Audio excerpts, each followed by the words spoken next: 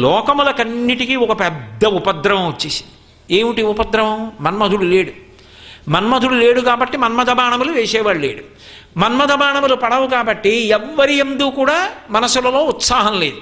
మనసులలో ఉత్సాహం లేదు కాబట్టి కామం లేదు. కామం లేదు కాబట్టి స్త్రీ పురుషుల మధ్య ఆకర్షణ లేదు. ఆకర్షణ లేదు కాబట్టి సంయోగం లేదు. సంయోగం లేదు కాబట్టి సృష్టి లేదు. సృష్టి లేదు కాబట్టి శరీరాలు లేవు. శరీరాలు లేవు కాబట్టి జీవులకు పాపపుణ్యాలు పోగొట్టుకోవడానికి శరీరాలు లేవు.